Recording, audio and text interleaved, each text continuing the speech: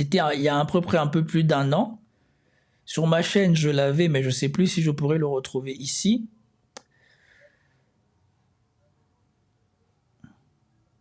Sans doute, vous vous en souvenez tous, c'est un truc où Poutine, il est devant des espèces d'entrepôts et il dit que celui qui veut essayer, il n'a qu'à essayer, mais on saura que c'est lui et on prendra les mesures appropriées. Donc, laissez-moi juste encore d'essayer de tester, de voir si je vous le retrouve ou pas.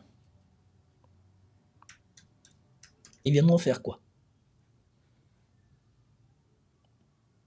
Regardez ces images des bombardements sur cette usine à Voronezh. On est là, c'est un bombardement opéré par les Ukrainiens. L'état-major ukrainien revendique ce bombardement de l'usine qui produit des composants électriques destinés au système de missiles russes. On est là au cœur de la machine de guerre russe, notamment l'Iskander, qui est le missile qui frappe souvent Kiev. Hein. Ouais. Regardez ces images qui témoignent de ce bombardement. L'usine est considérée comme un maillon essentiel de l'industrie de défense russe qui fabrique les composants très exactement pour les systèmes de guidage et les ordinateurs de bord. On est dans un moment où tous les indicateurs le disent, il y a beaucoup de sources à Moscou qui le confirment, hein. Les Ukrainiens reprennent l'avantage sur un certain nombre de terrains. Absolument, il se trouve que je vais en Ukraine demain et tout le monde là-bas est en train de renouer avec un moral qu'il n'avait pas eu depuis fin 2022, depuis le moment où il y a les contre-offensives majeures. Le moral est au plus haut en Ukraine, pourquoi? Premièrement parce qu'ils voient, il y a l'effet de se venger, mais non pas en allant rendre aux Russes la monnaie de leur pièce. Les Ukrainiens ne frappent pas des hôpitaux, des maternités ou du patrimoine mondial comme le font les Russes. Les Ukrainiens vont frapper au cœur du territoire ennemi et humilient chaque jour le régime de Poutine qui ne tient plus jusqu'à la banlieue de Moscou. Et la deuxième chose, c'est que les Ukrainiens matraquent l'effort de guerre et les bases de l'économie russe. On a aujourd'hui, vous avez cité l'exemple de Voronezh, où là, ils sont en train de casser petit à petit des maillons entiers de la chaîne de production russe. Mais vous avez aujourd'hui, sur VKontakte et Telegram en Russie, des milliers de vidéos de quoi? De la Crimée. On voit des gens pleurer parce qu'il n'y a plus d'accès à la Crimée. On parlait tout à l'heure du déclin relatif, très relatif, hein, du déclin de certaines parties de la puissance américaine. L'Union soviétique, c'était très grand. Du déclin relatif, très relatif de la puissance américaine, bien évidemment, ben oui. Pour la première armée du monde, perdre contre le 50e budget du monde, c'est un déclin très relatif, n'est-ce pas? De puissance de 1945, hein, qui se trouve là, devenue Russie, défiée à ce point-là, vous qui avez été en poste à Moscou, c'est très spectaculaire. Oui, j'étais en poste à Moscou du temps de l'Union soviétique, de Gorbatchev et de la Perestroïka, et puis de la Russie de Poutine.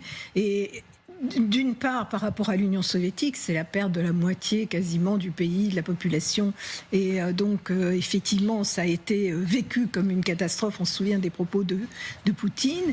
Mais Poutine avait tout avant février 2022. Il avait établi des relations avec tout le monde. Il était une puissance respectée, y compris par les Américains. Donc, il a tout détruit. Franchement, quelle mauvaise foi. Quelle mauvaise foi. Poutine avait tout avant 2022. On rappelle qu'ils ont chassé Poutine du G8 en 2014. On rappelle que Poutine, toutes les fois où il a tendu la main à l'Occident, à l'OTAN, pour éviter que cette guerre n'ait lieu, ils l'ont rejeté. Parce que Poutine voyait bien qu'eux, ils voulaient pousser l'OTAN vers la Russie. Il a dit, intégrez-nous à l'OTAN. Ils ont dit non. Je crois qu'il a même demandé 2 fois. Ils ont dit non. Après, il leur a dit, dans ce cas-là, arrêtez de pousser vers notre pays. Ils ont dit non.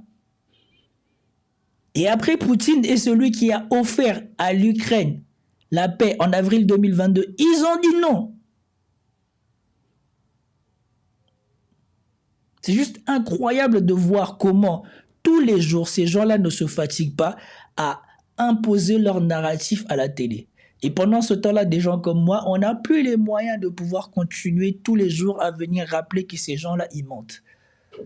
Sincèrement, tôt ou tard, moi, je m'arrêterai de faire ça et j'espère que d'autres continueront et ne s'arrêteront jamais parce que ces gens-là ne dorment pas. Ces gens-là, c'est comme la bourgeoisie. C'est pas eux qui travaillent. Ils payent des gens qui viennent au quotidien, tous les jours, raconter, vous dire, vous désinformer, vous mésinformer, vous peindre un narratif qui sont les leurs. Moi, je ne suis pas forcément pro-russe. Mais ce que je ne supporte pas, c'est surtout que quand on a des faits, quand on a des choses qui contredisent ce que vous dites, de continuer à mentir à vive voix. C'est comme je viens de vous montrer. Du côté de Military Summary, on n'a pas parlé de la perte stratégique que pourrait représenter ce bâtiment si les informations données par Dash Rojban sont vraies. On n'en parle pas. Et du côté des Occidentaux, on ne parle pas du fait qu'il y a violation de la limite même que lui-même, Vladimir Poutine, avait posée par rapport au fait que les armes occidentaux tombent en Russie. Là, on a l'exemple concret qui tombe sur une usine stratégique russe. Moi, c'est ça mon problème.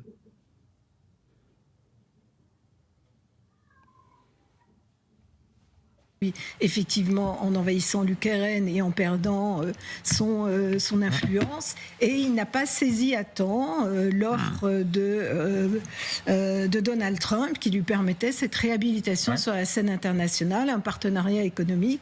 Et là, la Russie aurait été gagnante, en fait. Et là, on voit l'inconvénient d'aller trop loin et de ne pas savoir qu'on va trop loin. Et ça, c'est une qualité qu'a Trump, c'est que quand il va trop loin, à un moment, il se rend compte qu'il va trop loin, il est capable de faire demi-tour. Alors, il s'humilie, sans doute, mais au moins, ça dure pas 4 ans. Alors, ça, c'est pas bon. Ça, c'est mauvais. Dire que quand on va trop loin, on n'a pas la volonté d'arrêter, c'est que quand Poutine a négocié de vive voix avec les Ukrainiens et qu'ils se sont mis d'accord, ce sont les Occidentaux qui ne sont pas d'accord. Et à cette table de négociation, il n'y avait pas les Occidentaux. Mais vous avez attendu Macron hier dans le live qui vous a dit que désormais, eux sont aux côtés de l'Ukraine. C'est même pas genre ils sont venus aider l'Ukraine. C'est genre ils sont là pour surveiller l'Ukraine, pour s'assurer que tout ce qu'ils ont fait pour atteindre la Russie, ils vont retrouver un peu de leurs intérêts, que ça n'a pas été fait en vain. Donc ils ne sont pas venus là pour aider l'Ukraine, ils sont venus là pour atteindre la Russie. Et ils veulent être à la table de négociation pour s'assurer des intérêts européens en Ukraine. Et par rapport à l'argent qu'ils ont mis. Donc quand l'Ukraine a pu négocier de vive voix avec les Russes, ils avaient trouvé un terrain d'accord. Mais aujourd'hui, le terrain d'accord n'existe pas parce que Macron vous dit qu'ils ont leur mot à dire. Ce n'est pas leur pays, le pays n'est pas dans l'Union européenne, mais eux, ils estiment qu'ils ont leur mot à dire. Vous attendez les Chinois dire pareil? Qui sont les partenaires de la Russie? Vous attendez les Chinois dire pareil? Vous attendez les BRICS s'impliquer dans ça? Qu'on sache, les Européens ne sont pas des alliés militaires de l'Ukraine avant la guerre. Mais est-ce que vous les attendez, les autres partenaires russes, vous dire ça? Mais on considère tous que c'est normal. Enfin, eux considèrent que c'est normal. Moi, ce que je voudrais simplement dire là-dedans, ce qui est vraiment intéressant, c'est que pour la première fois dans son histoire, la taille de la Russie et sa profondeur stratégique deviennent un inconvénient et non plus un avantage, parce qu'on n'est pas capable de défendre la totalité du territoire à partir du moment où les vecteurs commencent à pouvoir atteindre n'importe quelle partie du territoire. À l'époque du roi d'Alexandre, il se reculait jusqu'à l'Oural, il laissait Napoléon prendre Moscou, et puis il attendait son heure. Là, les vecteurs attendent n'importe quelle partie de la Russie, sans qu'on puisse y faire quoi que ce soit. Et donc ça, c'est un retournement de l'histoire, hein, à la différence d'Israël, qui est capable de protéger son espace assez... Bien évidemment, raconter n'importe quoi. La plupart des choses qui arrivent là-bas ne sont pas dues à ce que Zelensky réclame à la Biélorussie, que soit disant en Biélorussie, il y a des antennes qui permettent à la Russie d'atteindre l'Ukraine. Mais on a attendu le premier ministre finlandais qui disait que les Européens des pays de la mer Baltique devaient aider les Ukrainiens à attaquer la Russie. On voit des drones qui apparaissent du côté des pays baltiques pour atteindre la Russie. La dernière fois quand Saint-Pétersbourg a été attaqué, on a bien vu les drones qui venaient du côté de la frontière de la Finlande et de l'Estonie. Est-ce que vous avez entendu les Russes dire que la Finlande et l'Estonie doivent probablement aider les Ukrainiens à attaquer la Russie? Est-ce que vous les avez vus s'attarder sur ça? Ils font semblant de comme s'ils ne sont pas impliqués, comme si la Russie se bat seule avec les Ukrainiens et que les Ukrainiens, qui sont un pays en faillite, qui sont un pays qui n'a plus d'armée, qui sont un pays qui n'a plus rien, est capable, tout en n'ayant rien, de tenir, de renouveler son budget, de innover, comme si c'est l'argent ukrainien qui fait ça. Donc les Ukrainiens, ils sont pauvres, ils n'ont rien, mais ils ont l'argent pour innover et maintenir la guerre. Donc les États-Unis ne sont pas en capacité de combattre l'Iran pendant plus de 2 mois, mais l'Ukraine, elle est capable de combattre pendant 4 ans, plus de 4 ans. Et quand tu parles à des gens qui viennent te parler de la Russie, de la guerre en Ukraine, et tu leur dis que non, l'Ukraine a déjà perdu la guerre, c'est l'Occident qui se bat contre... Ils te disent, mais non, c'est les Ukrainiens. Donc les États-Unis eux-mêmes avec Israël, eux, ils ne sont pas capables de battre l'Iran, le 50e budget mondial. Mais par contre, l'Ukraine, qui est déjà un pays en faillite, elle a les moyens, sans avoir la capacité de production que tout l'Occident n'arrive pas à égaler de la Russie, de tenir 4 ans contre la Russie, mais en même temps de innover et tout ça et tout. Vous trouvez ça normal? Ça vous montre juste à quel point les Occidentaux sont devenus des flemmards au niveau de la réflexion. Vaut mieux un bon mensonge qui les fortifie et qui dorment tranquilles, plutôt que de se confronter à la réalité.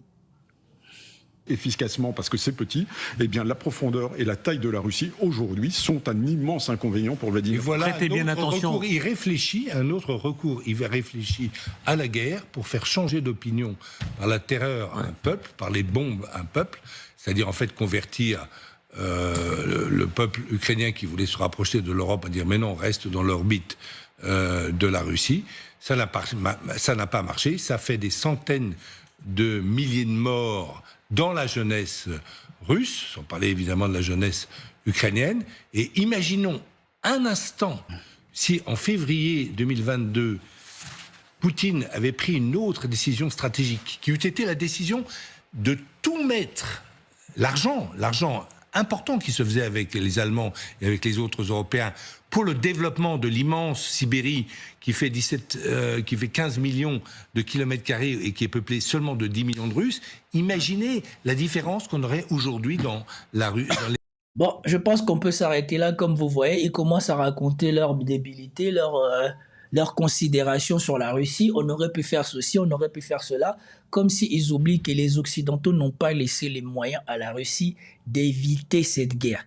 Cette guerre, pour moi, c'est ma conviction, aujourd'hui, après 4 ans, cette guerre a été voulue, provoquée par les Occidentaux.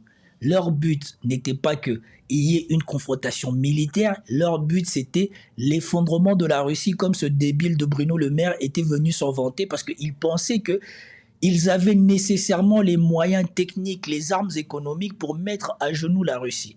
À partir du moment où ça ne s'est pas réalisé, ils ont commencé à promettre, oui, l'année d'après, les sanctions vont faire quelque chose. L'année d'après, les sanctions vont faire quelque chose. L'année d'après, les sanctions vont faire quelque chose. Ils en sont à 4 ans, 21 paquets de sanctions. Ils n'ont toujours pas atteint leur objectif.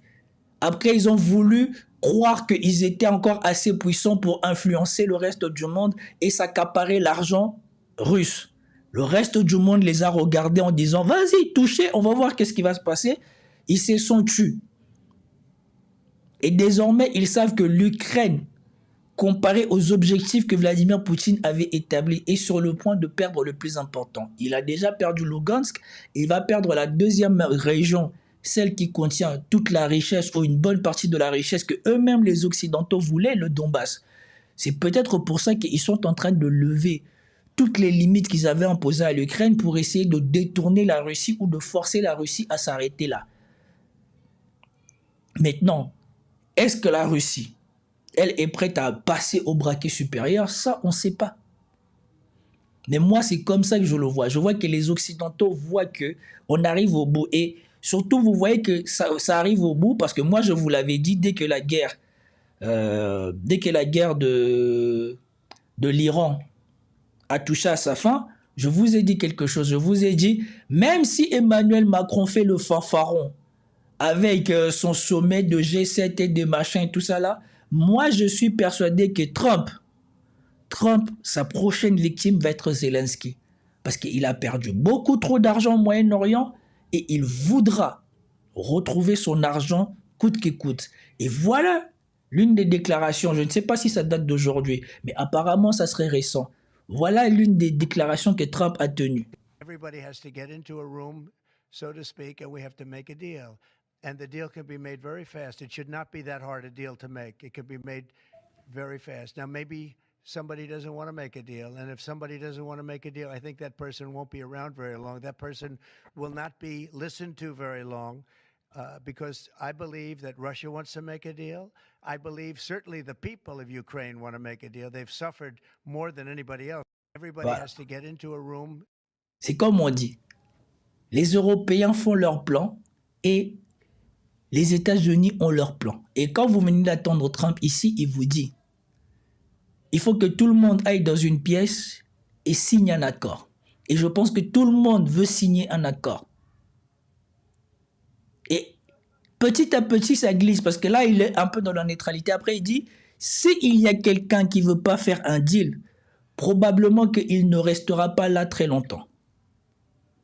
Je pense que la Russie veut faire un accord. Je pense que le peuple ukrainien veut faire un accord et qu'il a déjà assez souffert. La seule personne qu'on ne cite pas, c'est Zelensky. On ne dit pas le peuple russe veut faire un accord. On pense que la Russie veut faire un accord. Mais pour l'Ukraine, on dit on pense que le peuple ukrainien veut faire un accord. Et qu'il y a quelqu'un qui ne veut pas faire un accord et on va s'assurer de l'écarter. Et c'est exactement ce que Trump affirme que Poutine, le Kremlin, veut faire un accord et que le peuple ukrainien et russe sont prêts à conclure un accord contrairement à Zelensky. C'est exactement ce que moi je perçois. Et une fois de plus encore, je vous l'avais décrit depuis. Dès qu'on a commencé à parler des accords entre l'Iran et la Russie, je vous ai dit, dès que ça sera fait, la prochaine victime de Trump, ça sera Zelensky. Parce que tout l'argent qu'ils ont perdu à cause de Netanyahou et qu'ils vont être forcés de donner à cause de Netanyahou, il faut bien le récupérer quelque part. Et celui qui est assis sur l'argent des Américains, c'est Zelensky en bloquant l'accord. Et quand vous attendez ça, si vous allez sur le YouTube de Titelman, vous comprendrez pourquoi. Titelman dit que les Américains maintenant semblent comploter contre Zelensky ou contre les compagnies d'armement ukrainiennes. Vous comprenez pourquoi. En tout cas, jusqu'à maintenant, la Russie n'a pas réagi et on attend la suite. Et franchement, moi, j'ai peur pour l'Ukraine. Parce que là, selon les estimations, Militaris Someri dit que peut-être que la Russie, là, aurait accumulé peut-être plus de 1000 drones et que la prochaine attaque pourrait être une attaque de 1000 drones. En tout cas, ça, ce sont ses spéculations à lui. Moi, ce que je vois, c'est que ces derniers temps, la Russie a beaucoup subi, mais elle a très peu attaqué. Ce n'est pas toujours un bon présage, mais on ne sait pas qu'est-ce qui va se passer. Mais toujours est-il que si ce bâtiment-là est vraiment stratégique, comme l'a décrit Rochebain, ça commence à devenir un plus gros problème que le simple fait d'attaquer des raffineries comme la Russie subissait avant. En tout cas, ça a été long, ça a été un long live. Heureusement que j'ai commencé ça l'après-midi, certainement je n'aurais pas tenu. Je vous remercie tous d'avoir suivi le live, de m'avoir accompagné. Merci à vous tous. Passez une excellente fin de soirée. À vous et vos familles. Peace out.